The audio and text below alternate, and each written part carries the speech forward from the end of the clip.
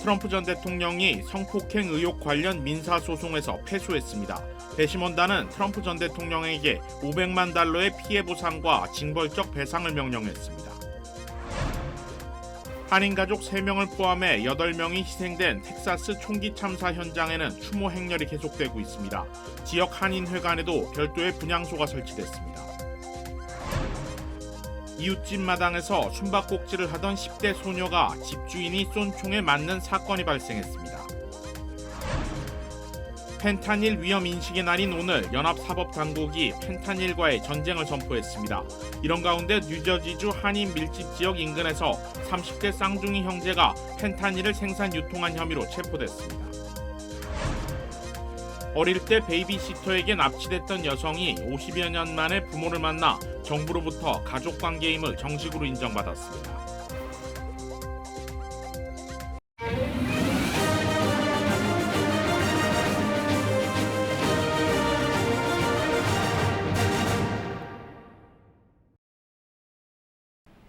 시청자 여러분 안녕하십니까? KBS 아메리카 뉴스입니다.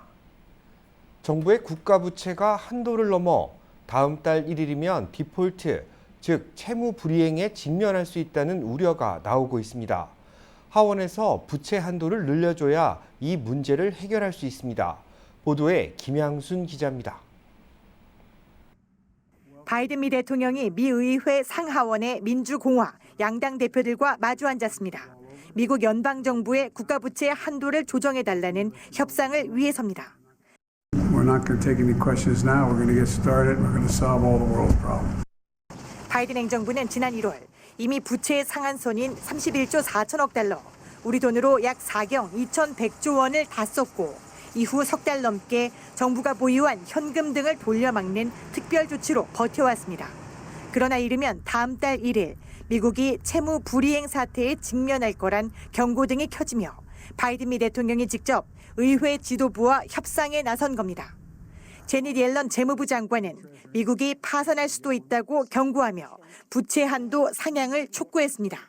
It could also lead us to a recession, trigger a recession, and we've listed over and over again what this could be if they continue to hold the American economy hostage. 그러나 공화당이 장악한 미 하원은 정부 지출 삭감 없이는 부채 한도를 늘려주지 않겠다는 입장입니다. 백악관의 뒤늦은 협상 제안이 무책임하다고도 비판했습니다. He's wasted 97 days. I mean, this is the whole reason I went to him on February 1st. We did not want to put the country in this type of position. 미국은 1939년 부채 한도 제도가 생긴 이후 90번 넘게 의회에서 한도를 늘리거나 유예했습니다. 그래서 실제로 채무 불이행 사태가 발생한 적은 없습니다. 다만 2011년 오바마 정부 당시 부채 한도 협상이 지연되며 미국의 신용 등급이 한 단계 강등돼 시장에 혼란을 가져왔습니다. 국가부채 문제를 해결하기 위해 바이든 미 대통령이 직접 나섰지만 협상은 이제 시작에 불과합니다. 다음 달 1일까지는 백악관과 의회 사이에 팽팽한 줄다리기가 이어질 것으로 보입니다. 워싱턴에서 KBS 뉴스 김양순입니다.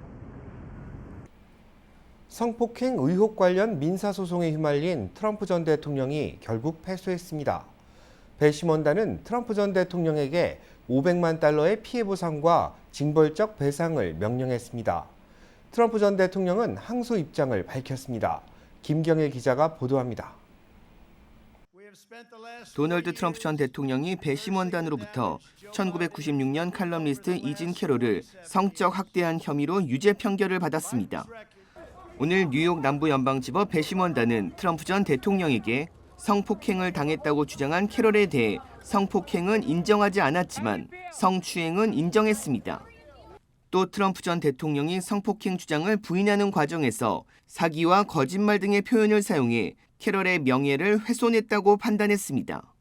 이어 배심원단은 트럼프 전 대통령에게 500만 달러의 피해 보상과 징벌적 배상을 명령했습니다. 트럼프 전 대통령은 법정에 출석하지 않았지만 판결이 난 후 즉각 자신의 소셜미디어에 이번 판결은 치욕적이라며 역대 최대 마녀 사냥이라고 주장했습니다. 트럼프 전 대통령의 변호사인 조세 타코피나는 법원 앞에서 기자들에게 이번 사건의 본질은 성폭행 사건이고 배심원단도 성폭행 혐의는 인정하지 않았다며 이상한 판결에 조금 당황스럽고 트럼프 전 대통령이 자신에게 항소하겠다는 뜻을 밝혔다고 말했습니다. That's what I just said about the appeal, right? You're going to be appealing it, but she claimed all along that she had been raped by Donald Trump. That's what this case was all about. 이번 판결로 트럼프 전 대통령의 법적 문제가 가속화될 거란 전망입니다. 포르노 배우에게 입막음 용도로 돈을 지불한 혐의로 뉴욕 형사 사건과 싸우고 있는 상황에서 기밀 문서를 잘못 관리한 문제로 조사 중이고 2020년 대선 이후 2021년 1월 6일 의사당 난입을 선동했다는 이유로도 논란이 되고 있습니다. 이번 판결이 트럼프 전 대통령의 대선 가도에 발목을 잡을 것이라는 분석도 있지만 트럼프의 성적 도덕성에 대한 지지층의 기대가 높지 않기 때문에 그 영향은 제한적일 수 있다는 관측이 나오고 있습니다. KBS 뉴스 김경일입니다. 지난 주말 발생한 텍사스 총기 참사 현장에서는 추모 행렬이 길게 이어지고 있습니다. 김기현 기자가 보도합니다. 이번 총기 참사의 어린이 희생자는 한인 가족 중 한 명인 3살 조모군을 비롯해 각각 11살과 8살 초등학생 자매까지 모두 3명입니다. 현장을 찾은 추모객들은 희생자들 이름이 새겨진 8개의 검은 십자가들 가운데 주로 한인 가족과 어린이를 찾아 넋을 기리는 모습입니다. 주말 쇼핑몰에서 소소한 일상을 지키던 가족의 삶이 송두리째 파괴된 데다 무고한 어린이들까지 희생된 데 따른 분노로 풀이됩니다. 한인이 또 이렇게 가족이 이렇게 다 이렇게 돌아가셨다고 하니까 되게 마음이 안 좋았던 것 같아요.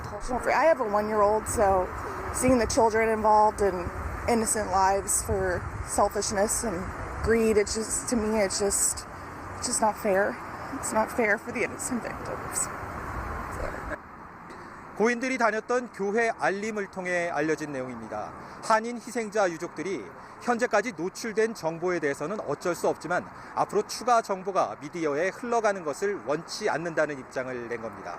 비슷한 입장은 희생된 남편이 변호사로 활동했던 로펌과 6살 아들이 입원 중인 병원에도 전달됐고 실제 취재진을 만난 관계자들은 유족들의 뜻을 존중하는 모습이었습니다. 추모해달라는 의미에서 이름도 나오고 이랬었는데 실질적으로 그러니까 지역 언론에서는 그러니까 유족들의 그 원하는 방향을 좀 맞춰드린 경우가 있죠. 참사 현장에서 차로 달려 30분 거리에 있는 미국 댈러스 한인회 사무실에 별도 분향소가 마련됐습니다. 미국 텍사스 앨런시 총격 참사 현장에서 KBS 뉴스 김기현입니다. 희생된 한인 가족을 위한 분향소 설치가 마무리됐습니다. 한인 조문객들의 발길도 이어지고 있습니다. 이어서 박시몬 기자입니다. 텍사스 총기 난사로 희생된 한인 가족들을 위한 분향소가 지역 한인회관에 설치됐습니다. 오늘 설치된 분향소에는 30여 명의 지역사회 인사들과 정치인들도 참석해 희생자들의 아픔을 함께했습니다. 일반 시민들 그리고 참사 현장에 있었던 한인도 참석했고요. 그래서 그분들 와서 또 호강하고 또 울고 그러고 갔어요. 현장을 찾은 조문객들은 마더스데이를 일주일 앞두고 벌어진 일이라며 서로 아픔을 공감했습니다. 분향소를 설치한 댈러스 한인회는 이 분향소가 조 씨 가족들만을 위한 공간이 아닌 참사 희생자들을 위한 공간으로 준비했다며 지역 주민들도 이곳을 찾아주길 바란다고 전했습니다. 이 분향소 설치가 한인 가족만을 위한 게 아니고 그 알렌 참사 현장에 있었던 그래서 거기서 돌아가신 여러 사람들 8분들 그분들을 초만한 공간입니다. 그래서 저희가 한뿐 아니라 외국 사람들도 저희가 웰컴하고 그분들을 맞이하고 또 위로하고 그런 시간을 갖고 있습니다. 분향소의 한 곳에는 모금함도 마련해 모아진 성금은 희생자들의 유가족에게 전달될 예정입니다. 지역경찰서는 이번 사건을 계기로 지역 주민들에게 안전을 당부하고 나섰습니다.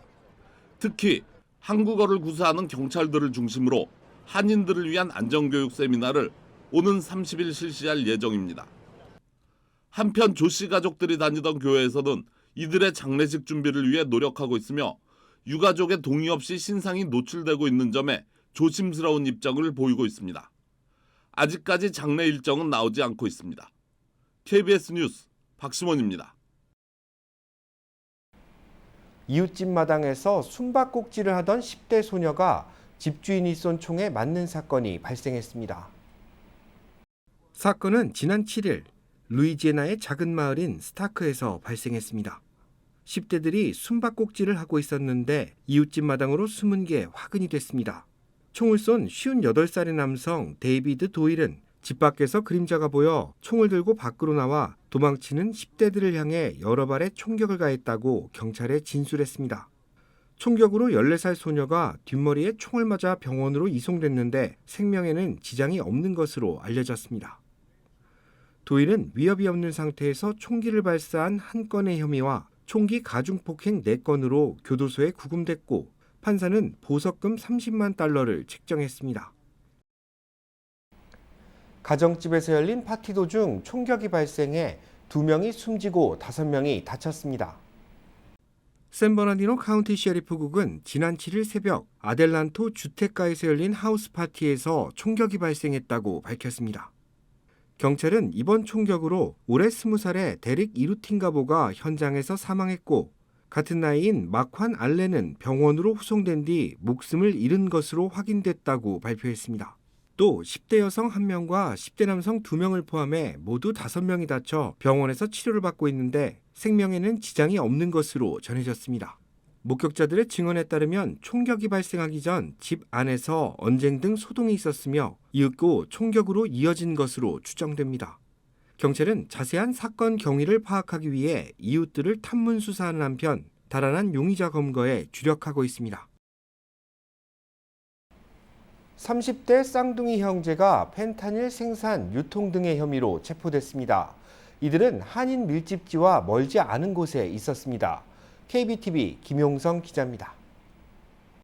뉴저지 경찰청이 3개월간의 수사 끝에 쌍둥이 형제 39세 에드윈 메르세데스, 에드왈 메르세데스와 그들의 동업자 22세 카를로스 페나페랄타를 체포했습니다. 경찰은 지난 4월 11일 미국 우정공상의 도움을 받아 노스 버겐 퍼사익 에버뉴 46번가에 위치한 그들이 펜타닐을 생산하던 장소를 찾아냈습니다. 경찰이 들이닥쳤을 당시 메르세데스 일행은 펜타닐 26파운드와 마리화나 22파운드를 소지하고 있었습니다. 이는 총 150만 달러 이상의 규모입니다. 또 현장에는 펜타닐 대량 생산용 유압기계, 마약품에 포함시킨 불순물과 펜타닐을 포장하던 흔적이 발견되었습니다. 경찰은 그들의 펜타닐을 생산하고 유통하던 장소가 근처 학교에서 멀지 않은 곳에 위치했다고 덧붙이며 학교에 위험 마약이 유통되었을 가능성을 제기했습니다. 이로 인해 메르세데스 일행은 펜타닐 생산, 유통, 소지 및 6온스 이상의 마리화나 유통 및 소지, 학교에서 1000피트 내 불법 마약 유통, 국립공원에서 500피트 내 불법 마약 유통, 불법 마약 생산, 유통 및 불법 마약 생산 장비 소지 등의 혐의로 체포되었습니다. 한편 에드왈 메르세데스는 급습 직전 자신의 차량에서 현금 1만 달러를 소지한 채 발견되기도 했습니다. 메르세데스 일행이 불법 마약 거래로 벌어들인 돈을 돈 세탁하고 오는 길이었던 겁니다. 그는 위조된 운전면허를 사용하고 있었으며 경찰은 에드왈이 이를 이용해 마약 거래나 돈 세탁을 할 때 신분을 숨긴 것으로 분석했습니다. 에드왈 메르세데스는 현재 추가적으로 돈 세탁 및 신분 위조 혐의로 입건된 상태입니다. 에드왈 메르세데스와 카를로스 페나페랄타는 버겐 카운티 구치소에 구속되어 머지않아 법정에 설 전망입니다. 경찰은 현재 에드윈 메르세데스의 행방을 쫓고 있습니다. KBTV 뉴스 김용성입니다. 앞서 보도해드렸지만 총기 폭력과 함께 약물 중독이 가장 심각한 사회적 문제로 꼽히고 있습니다. 사법당국은 오늘 펜타닐과의 전쟁을 선포했습니다. 윤범수 기자입니다. 치사량이 2mg에 불과한 강력한 마약성 진통제 펜타닐로 국내에서는 해마다 7만 명이 숨지고 있습니다. 50대 이하 사망 원인 1위가 바로 이 펜타닐이기도 한데 피해 연령은 갈수록 낮아지고 있습니다. 의학학회에 따르면 지난해 펜타닐로 숨진 아동은 8년 전보다 30배가 늘어난 1,550명, 심지어 4살 이하 영유아도 133명이 포함됐습니다. And in Los Angeles County alone in 2021, we had over 1,600 people die as a result of fentanyl poisonings. That's 13 times the amount just 5 years before that. Those same types of increases bear out throughout the district from Orange County to Riverside County, San Bernardino County. 오늘 펜타닐 위험 인식의 날을 맞아 연방 검찰과 마약 단속국, FBI를 비롯해 13개 지역 치안 기관들이 모두 모여 펜타닐과의 전쟁을 선포했습니다. 연합사법당국은 오늘 지난 3월에서 5월 사이 모두 12건의 불법 펜타닐 제조 유통 범죄 행위를 적발해 13명을 체포했다고 밝혔습니다. 체포된 13명 모두 20대에서 30대 초반인데 각 기소건마다 최소 1명 이상이 이들이 판매한 펜타닐에 중독돼 숨졌습니다. They may have chosen to use a drug based on curiosity, the desire to experiment, or peer pressure, or perhaps they made a choice to use a drug recreationally, but none made the choice to be harmed, or worse yet, killed by a drug. 현재 연방 마약 단속국 DEA와 연방 수사국 FBI는 각각 약물 오남용 단속 전담반과 불법 다크앱 유통 단속팀을 운영하면서 각 지역 치안 당국과 연계해 마약 카르텔 단속을 펼치고 있습니다. 현재 연방법상 펜타닐 불법 판매 유통 행위로 사망자가 발생한 경우 최소 20년형에 처해질 수 있고 LA 등 일부 대도시 사법당국은 살인죄까지 기소할 수 있습니다. KBS 뉴스 윤범수입니다. 어릴 때 베이비시터에게 납치됐던 여성이 50여 년 만에 부모를 만나 정부로부터 가족관계임을 정식으로 인정받았습니다. 뉴욕포스트는 지난 1971년 당시 22개월의 나이로 실종 처리된 멜리사 하이스미스가 가족을 되찾은 사연을 전했습니다. 신문에 따르면 멜리사의 엄마는 남편과의 별거 상태에서 일을 하기 위해 베이비시터를 구했는데 베이비시터가 근무 첫날 멜리사를 납치해 사라졌습니다. 도저히 딸을 찾을 수 없어 포기했던 가족들은 지난해 사설 유전자 검사 기관을 통해 손자일 가능성이 높은 사람을 발견했고 결국 딸을 찾는 데 성공했습니다. 50여 년 만에 부모를 만난 멜라니는 최근 경찰을 통해 DNA가 일치한다는 최종 통보를 받은 데 이어 정부로부터 가족관계를 공식으로 인정받았습니다. 조사 결과 멜리사는 헤어진 가족과 20분도 채 되지 않는 가까운 곳에 살고 있었습니다. 멜리사는 가족과의 재회 후 친아버지의 손을 잡고 입장할 수 있도록 결혼식을 다시 할 것이라고 밝혔습니다. 경찰을 피해 역주행을 하던 차량이 마주오던 차량과 충돌하는 사고가 발생했습니다. 이 사고로 한 명이 숨졌습니다. 경찰차가 텍사스주 에빌린 인근 277번 고속도로를 빠르게 달립니다. 이어 여러 대의 경찰차가 보입니다. 이때 반대편 차선에서 도주 차량이 역주행으로 달려옵니다. 도주 차량은 마주오던 차량과 정면 충돌했고 부딪힌 차량은 반대편 차선으로 넘어갑니다. 사고 후에도 용의자는 계속 도주하려 했고 경찰과 몸싸움을 벌였습니다. 경찰은 이번 사고로 22살 용의자와 함께 타고 있던 27살 남성이 숨졌고 여러 명이 부상당했다고 밝혔습니다. 용의자는 지난 3일 수요일 오전 8시 29분 출근 차량이 많은 고속도로에서 시속 100마일 이상의 속도로 경찰을 피해 양쪽 차선을 넘나들었습니다. 경찰은 속도 위반 차량을 적발해 차를 세우려 했는데 용의 차량이 도주해 추격전이 벌어졌다고 밝혔습니다. 뉴욕시가 불법 이민자들의 임시 수용시설을 마련하느라 난처한 상황에 빠졌습니다. 공항 경납고와 공원, 경마장도 임시 수용시설로 사용될 수 있을 것으로 보입니다. KBTV 김은지 기자입니다. 에릭 애덤스 뉴욕시장은 산하기관장 긴급회의를 소집해 임시 수용시설로 사용할 수 있는 공간을 신속히 찾아보라고 지시했습니다. 뉴욕시 간부들은 또 뉴욕시 부동산 단체 대표자들과 경제인 단체인 뉴욕을 위한 파트너십에 도움을 요청하는 한편 뉴욕 JFK 국제공항을 관리하는 뉴욕 뉴저지 항만관리청에 공항 경납고를 임시 수용시설로 쓸 수 있는지를 타진하기도 했습니다. 또 4년째 공실로 있는 맨해튼의 유명 건축물 플랫 아이언 빌딩의 소유주에게도 건물을 임시 이민자 수용시설로 전환할 수 있겠느냐고 문의했지만 소유주는 건물에 화장실도 없고 난방도 안 된다는 이유를 들며 거절했다고 전했습니다. 뉴욕시는 맨해튼의 센트럴파크, 브루클린의 프로스펙트 파크, 퀸즈의 플러싱 메드우스 코로나 파크 등 뉴욕시 대형 공원을 비롯해 뉴욕 매츠의 홈구장인 시티필드의 주차장, 에쿼덕트 경마장 등도 임시 수용시설 입지 후보군에 올렸습니다. 나아가 주정부와 연방정부에 시내에 위치한 군 기지를 수용시설로 활용할 수 있는지를 문의하는 한편 현재는 폐쇄된 롱아일랜드 지역 킹스파크 정신병원을 사용할 수 있는지도 검토에 나섰습니다. 뉴욕시가 이민자 유입 급증에 긴장하고 있는 것은 국경을 넘어온 불법 입국자를 즉시 추방하도록 한 타이틀 42 행정명령이 이달 11일로 종료될 예정이기 때문입니다. 타이틀 42 행정명령은 지난 2020년 3월 도널드 트럼프 당시 정부가 도입한 정책으로 코로나19 확산을 막기 위해 질병통제예방센터 CDC가 보건법 조항을 근거로 육로 국경을 무단으로 넘은 불법 입국자를 즉시 추방할 수 있게 한 내용이 핵심입니다. 뉴욕시의 경우 미 주요 도시 가운데 유일하게 주거권이 법으로 규정된 곳이어서 타이틀 42 행정명령 종료 시 주거지가 없는 이민자들이 임시 거주시설을 찾아 뉴욕시로 몰려들 가능성이 큰 상황입니다. 뉴욕시는 지난해에만 유입된 이민자 수가 총 6만 1,000여 명에 달합니다. KBTV 뉴스 김은지입니다. 한인들이 타인종에 비해 정체성을 드러내는 데 강한 것으로 나타났습니다.